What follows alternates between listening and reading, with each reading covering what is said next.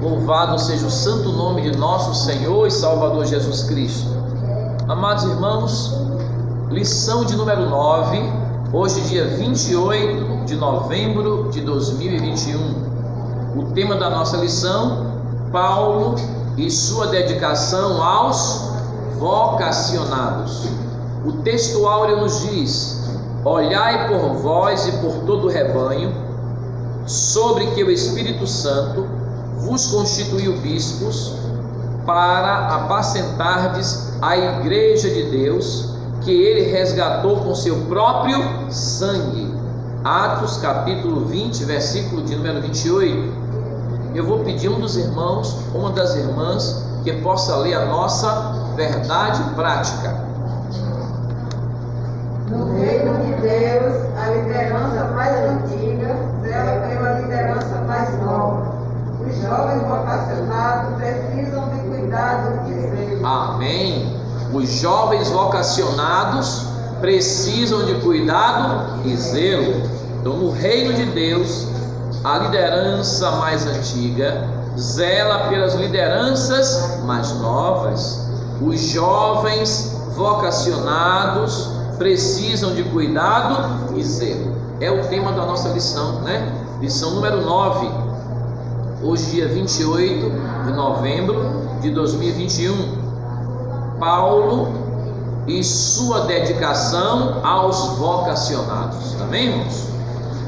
O comentarista da nossa lição, na introdução, ele diz o seguinte: nesta lição, vamos estudar sobre o grande legado do apóstolo Paulo para os obreiros da atualidade, sua maneira de ensinar os novos vocacionados, seu legado doutrinário para novos obreiros e seus apelos aos líderes para cuidar do rebanho de Deus.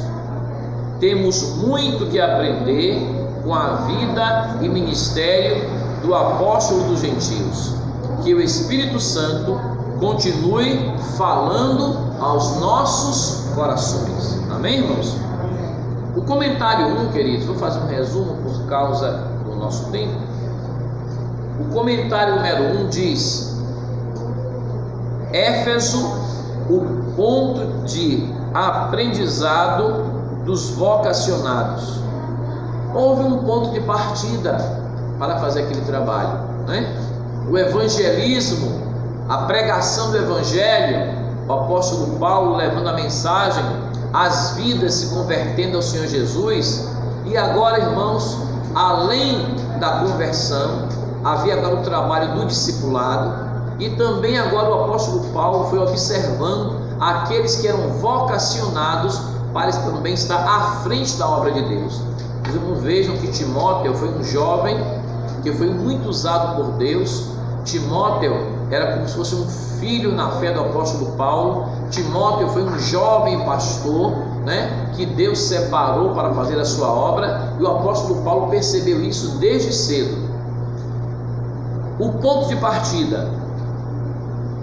Na lição anterior, vimos que Antioquia foi o lugar de desenvolvimento vocacional do apóstolo Paulo, como também de Barnabé.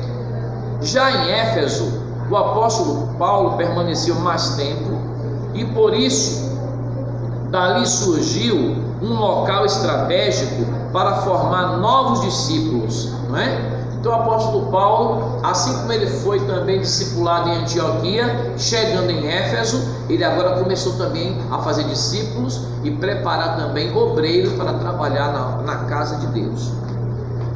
Então, irmãos, assim, preparar seus colaboradores vocacionados para atuar nas igrejas da Ásia era uma tarefa muito importante na visão do apóstolo. O apóstolo Paulo, no seu ministério, né, já estava levando o evangelho aos gentios. Ele estava mais independente dos apóstolos em Jerusalém, porque ele foi vocacionado a levar o evangelho aos gentios, e os outros apóstolos estavam mais em Jerusalém. Embora o apóstolo Paulo não perdesse a comunhão com a igreja mãe, que era a igreja em Jerusalém. Logo, sem uma boa preparação dos novos líderes, a obra de Deus não pode ser feita com eficácia. Por isso, é preciso cuidar das novas vocações e prepará-los no ensino da palavra de Deus. Comentário 1, item 2. Paulo e o despertamento de novas vocações.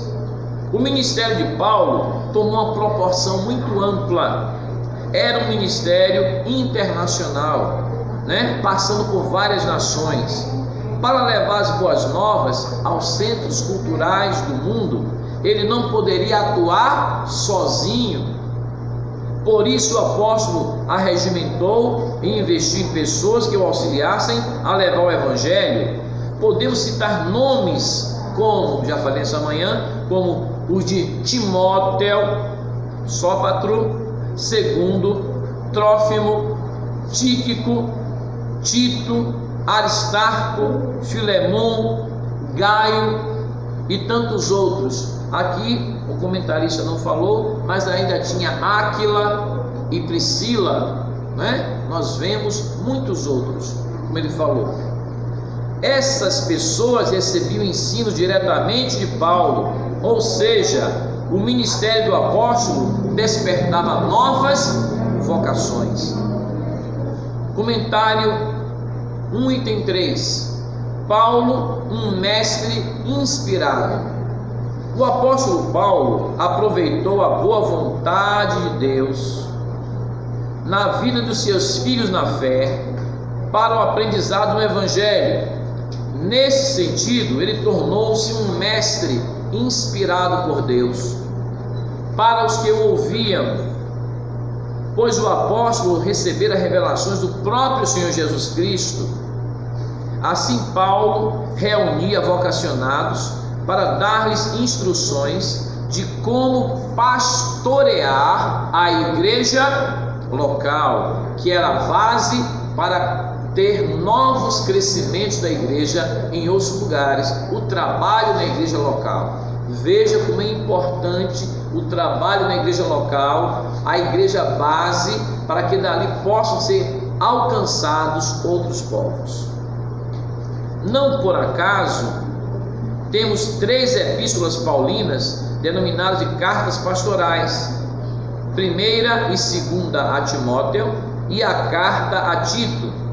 Ali há instruções de como pastorear uma igreja, falar com diversas pessoas da igreja local, segundo as suas faixas etárias. Nós já falamos isso hoje, esta manhã, com os irmãos. Inclusive a escola bíblica dominical respeita este princípio, E os irmãos vejam que Deus levanta vários mestres, professores na igreja, doutores, para ensinar nas diversas faixas etárias que tem na igreja. Irmãos, há trabalho para todos na casa de Deus. Vamos nos despertar para alcançar as pessoas com o genuíno ensino da palavra de Deus, das Sagradas Escrituras. Então, queridos, segundo as suas faixas etárias, segundo a faixa de idade de cada público, a escola dominical, ela respeita este princípio. A constituição e a preparação de novos líderes era um cuidado constante do apóstolo Paulo. Esse deve ser o nosso cuidado também, pois a estabilidade ministerial da igreja local depende disso.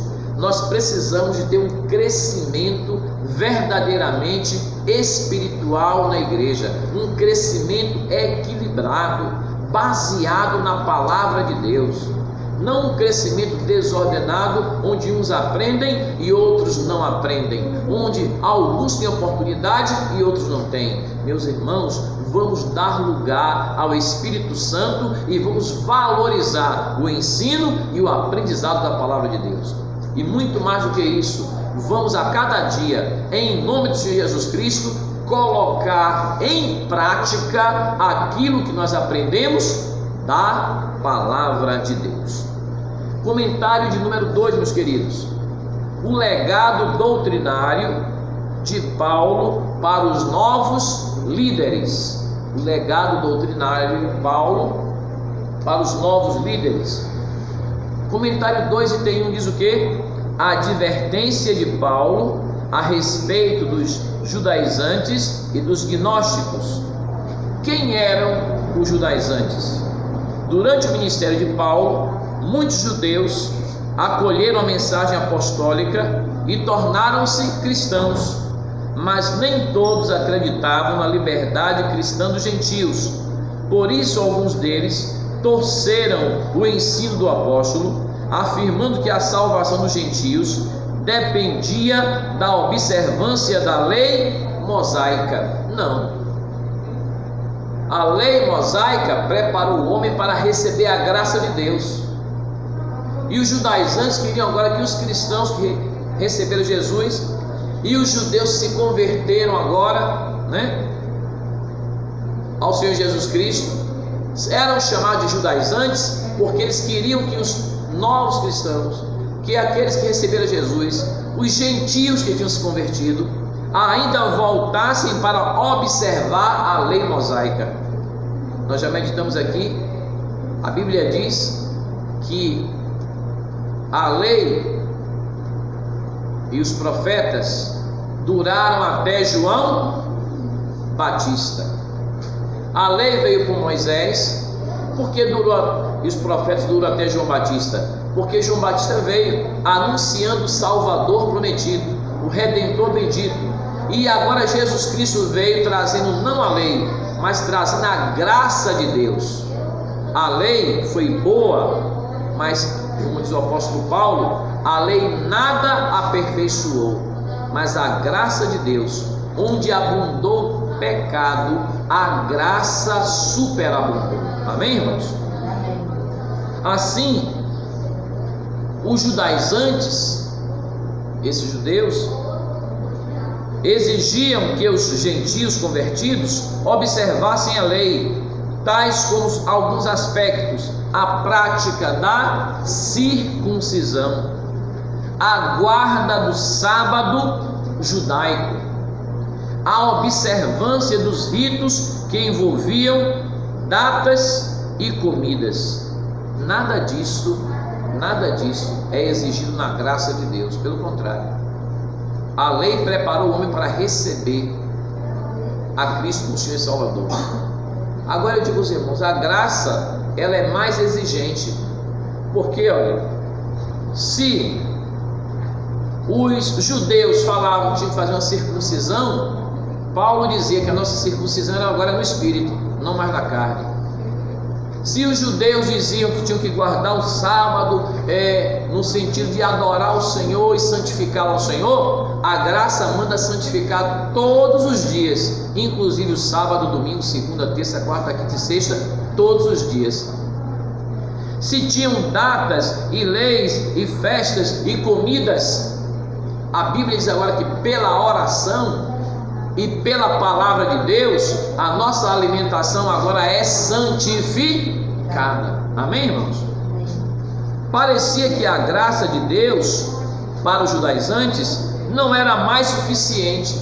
Tem irmãos hoje que pregam a graça, mas tem que falar dos requisitos e exigências da lei. Então a graça não é suficiente, a graça é suficiente. Amém, irmãos?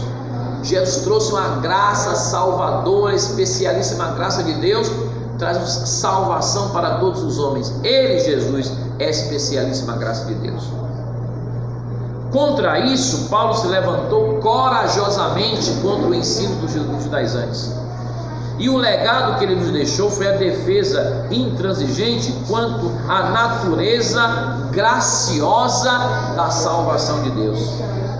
Disso, nenhum líder pode abrir mão. A salvação é por graça de Deus e não por merecimento humano. Amém, irmãos?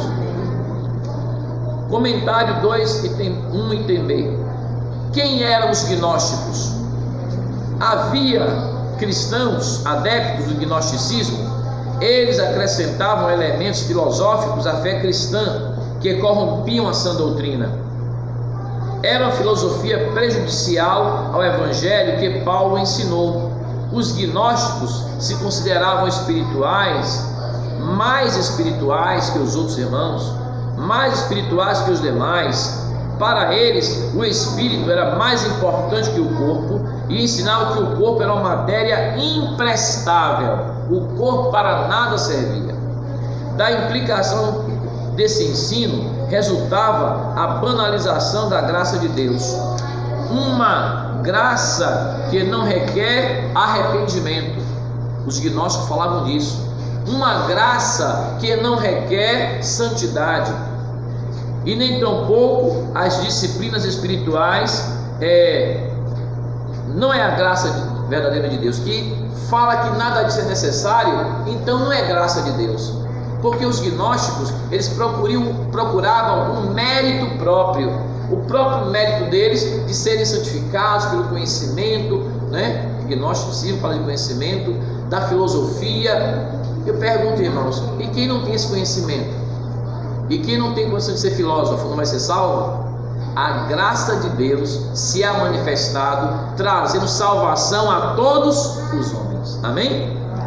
Comentário 2, item 1. Já falamos letra A e B. Comentário 1 agora, item 2. O compromisso de Paulo com o Senhor. Atos 20, 19. O apóstolo Paulo não se preocupava apenas em lidar com os falsos ensinos que deturpavam a fé. Ele preocupava-se em viver de maneira que fosse coerente com aquilo que ensinava. Por isso, a sua vida era sem ostentação, pois desejava refletir a humildade de Cristo. Em sua despedida dos obreiros de Éfeso, o apóstolo procurou deixar um testemunho de amor ao Senhor e à sua igreja.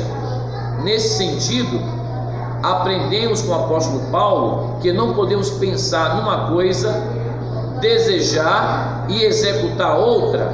Agir assim é viver numa profunda incoerência, numa profunda confusão espiritual e que não conduzem outras pessoas a Cristo.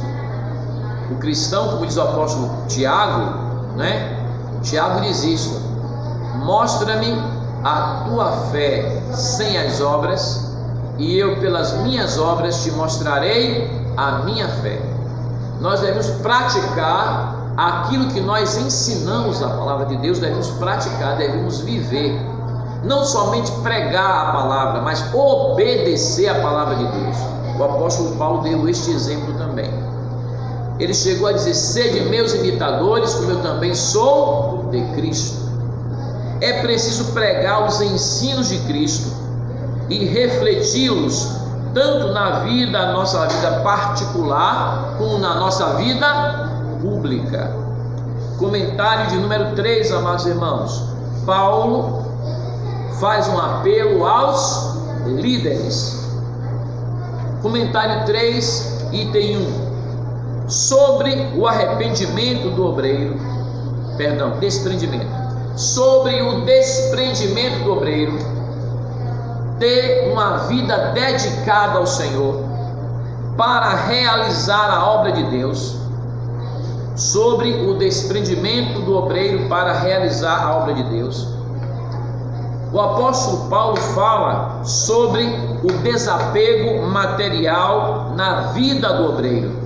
O versículo 24 mostra que Paulo tinha o coração livre da avareza e livre da ganância. Que exemplo para todos nós, né? Na casa de Deus, tanto líderes como liderados, né?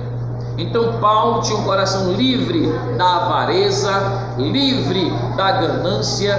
Sua vida mostra que o desprendimento das coisas materiais e plena dependência em Deus são características inegociáveis na vida do obreiro cristão. Não podemos nos perder ministerialmente por causa da avareza e da ganância. Lembremos-nos do que Paulo, do exemplo de Paulo, que procurava não ser pesado às igrejas que pastoreava e que visitava. A Bíblia diz que o apóstolo Paulo fazia tendas com as próprias mãos e dava conselho também aos irmãos, viu? A igreja, para trabalhar dia e noite, para não ser pesado aos irmãos. Irmãos, a Bíblia tem resposta de tudo, não é, queridos? O modelo é o modelo da Bíblia, da palavra de Deus. Nós não vamos ficar falando nomes, né? Nem citando nomes, não vamos fazer isso, porque não é ético fazer. Mas que nós precisamos, a igreja atual, independente de denominação, a igreja do Senhor Jesus atual, precisa voltar para a palavra de Deus, precisa, porque o modelo está na palavra de Deus. Amém, irmãos? Comentário 3, item 2. Sob o cuidado pessoal do obreiro, Paulo tinha uma liderança exemplar diante das pessoas, mas ele sabia que isso não bastava. Por isso no versículo 28 ele diz: olhai por vós mesmos. Assim aconselhou os obreiros que olhassem para si mesmos. Às vezes, na caminhada ministerial, tendemos a passar a ideia de super-homens, super-heróis. Não somos. Nós somos necessitados, todos nós, da grande e misericordiosa graça de Deus. Precisamos da maravilhosa graça de Deus, da misericórdia de Deus, da ajuda do Espírito Santo, para continuarmos trilhando, marchando para os céus, trilhando no caminho que é Jesus. Amém, irmãos? E firmados na rocha que é Jesus. Entretanto, a experiência nos ensina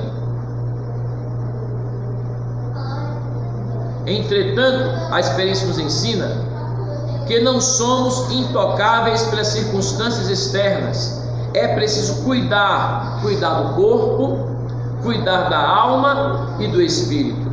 Não somente cuidar do espírito, como falavam os gnósticos. Não. A Bíblia nos ensina a fazer a obra completa. Cuidar do corpo, da alma e do espírito. A própria palavra de Deus nos ensina que o nosso corpo é templo do Espírito de Deus. Então, queridos, continuando, é preciso cuidar do corpo, da alma e do espírito. Assim, antes de cuidar do rebanho de Deus, o obreiro deve zelar pela sua saúde física, pela sua saúde emocional, pela sua saúde espiritual, deve cuidar da sua vida, da família, do lar. Irmãos, a nossa igreja começa na nossa casa. Amém, irmãos? Amém. Começa no nosso lar. Jesus disse isso: onde estiverem 2 ou 3 reunidos em meu nome, disse Jesus, aí eu estarei no meio deles. E na nossa casa, né? A nossa família, nós não estamos ali reunidos em nome de Jesus? Eu digo que a congregação, queridos, é a reunião das famílias salvas por Jesus. Glória a Deus. A nossa igreja, nossa congregação começa em casa, na nossa casa. Então, queridos, portanto, devemos cuidar de nós mesmos, cuidar da nossa família, para também cuidar do povo de Deus. O apóstolo ainda diz mais: aquele que não tem cuidado dos seus, negou a fé. É pior do que o infiel e negou a fé em Deus. É pior do que o iníquo, é pior do que o infiel, é pior do que aquele que não tem Jesus na vida, porque ele conhece a palavra e não cuida dos seus. Então, nós não podemos negar a fé, temos que ter cuidado dos nossos, da nossa família, do nosso lar, cuidado da igreja de Deus, do povo de Deus. Se a igreja, a congregação, é a reunião das famílias salvas por Jesus, cada cristão tem que ter cuidado dos seus. Eu sempre digo, se as pessoas cuidassem das criancinhas da sua casa, não teria criancinha na rua pedindo esmola, não teria criança abandonada, né? Que tem os familiares, pai, mãe, mas é órfão, não tem pai nem mãe, tio, tia, avô, avó, bisavô, parente, familiares, cada um cuidando uns dos outros. Aí está expresso o amor de Deus. Tudo se resume no que Jesus ensinou, lembra? Amarás o Senhor teu Deus sobre todas as coisas e o teu próximo como a ti mesmo. Glória a Deus. Queridos, comentário 3, item 3.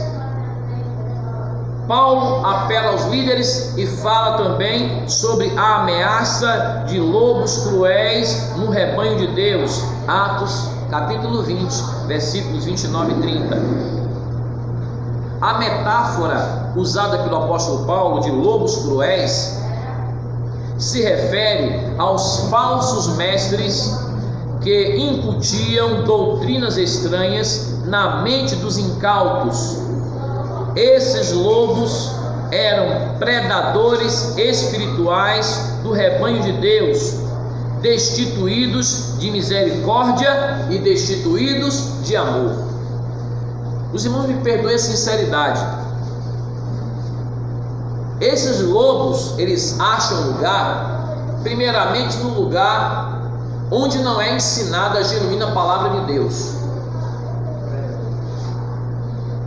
Onde a palavra de Deus é ensinada, a doutrina é gotejada, o povo tem amor pela palavra de Deus, eles não permanecem. Porque o ímpio não permanece na congregação dos justos.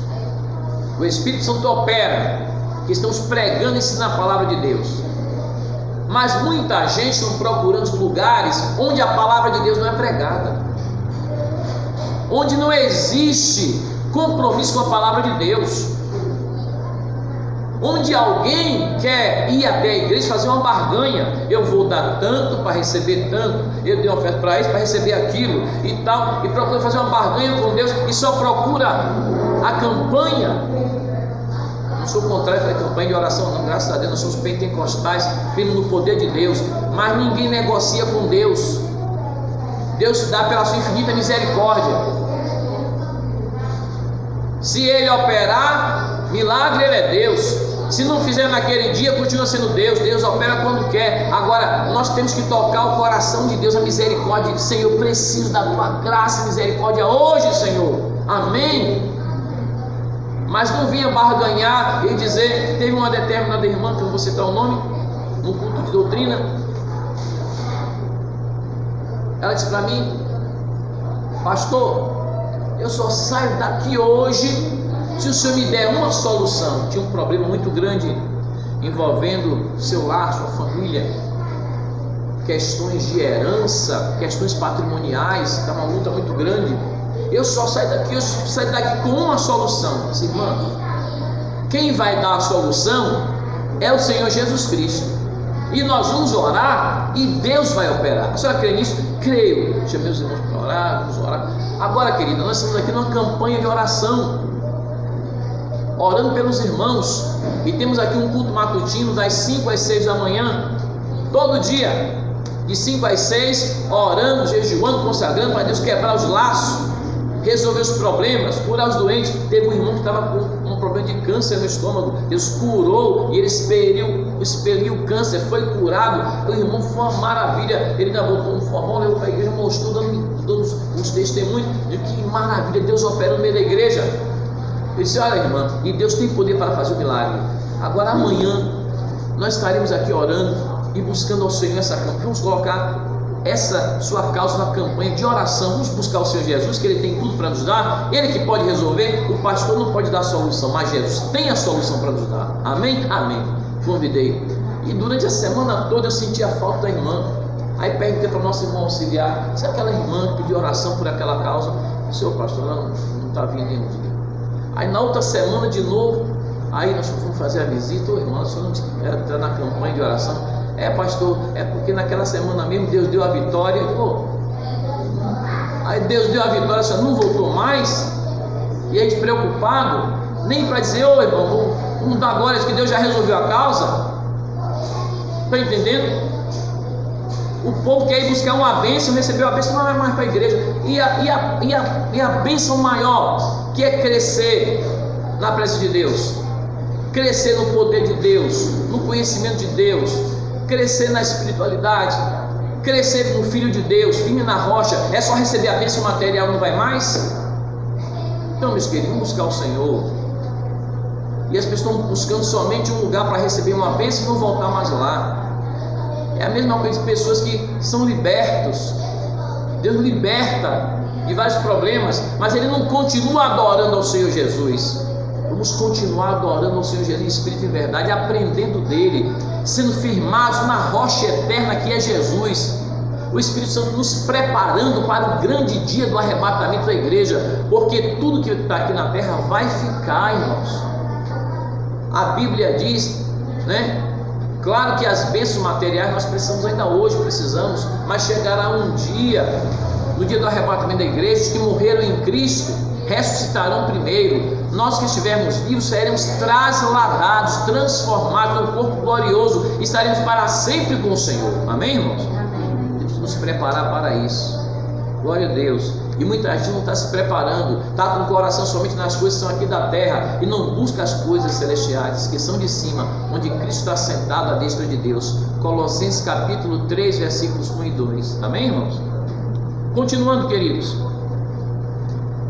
Então, queridos, precisamos estar cuidando do rebanho. Nesse sentido, o apóstolo convoca os obreiros a terem o compromisso de cuidar de cada ovelha do rebanho, ensinando-a, protegendo-a, como ensinando a palavra de Deus. Portanto, estejamos atentos contra os predadores que atacam o rebanho do Senhor. Precisamos desempenhar com fidelidade o nosso papel de guardiões, protetores do rebanho, pastores do rebanho, né? O pastor, ele tem cajado e tem vara. Eu sempre digo, cajado é para as ovelhas, viu? Cajado é para as ovelhas. Já viu aquele, parece um guarda-chuva assim, daquela voltinha? É para puxar a ovelhinha para perto, para não deixar para a ovelha, volta para cá, bota para perto. O cajado é assim, traz para perto, para estar no redil, recebendo um bom alimento, levando para boa pastagem. O pastor sabe onde tem boa pastagem, e tem água boa para beber, água límpida para beber, né? A pastagem e a água aí representa a palavra de Deus, né? Agora, uma vara grande, que era maior do que o pastor, uma vara é maior do que o pastor, vara grande, e é muito boa. Aquela vara, muito forte, não era para as ovelhas não, para o lobo. Vara é para o pastor defender as ovelhas, batendo nas cabeças do lobo, batendo no lobo para correr. Porque o lobo, ele vem para destruir as ovelhas. E outra coisa, muita gente está dando muita oportunidade para muito lobo na igreja. Não tem que dar oportunidade para o lobo não.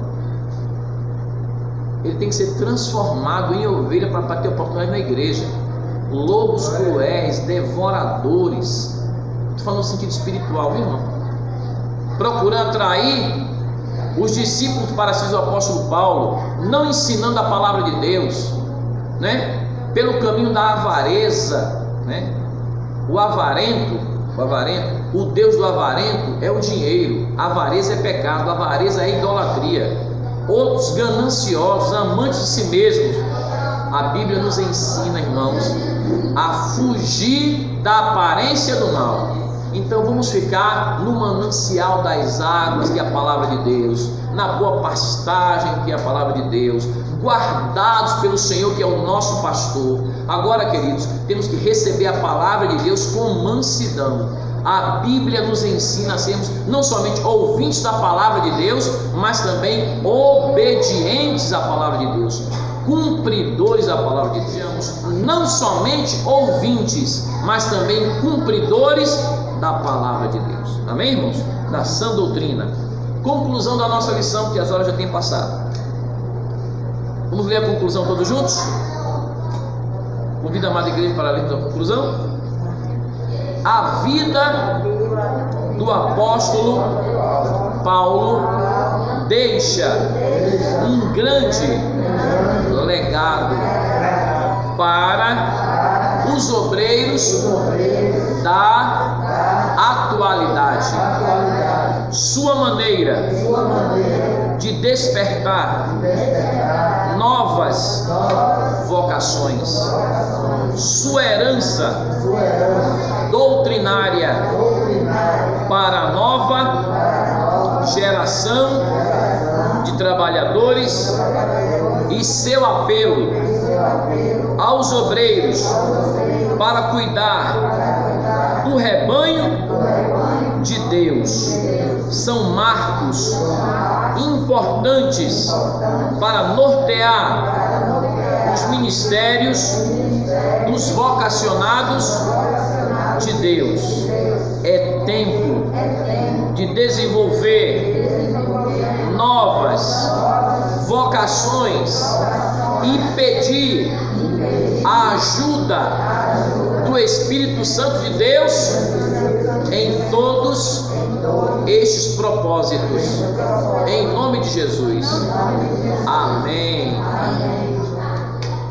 Que o amor de Deus, que a graça de nosso Senhor e Salvador Jesus Cristo e que a comunhão do Espírito Santo permaneça com toda a igreja, agora e para todo sempre. Amém.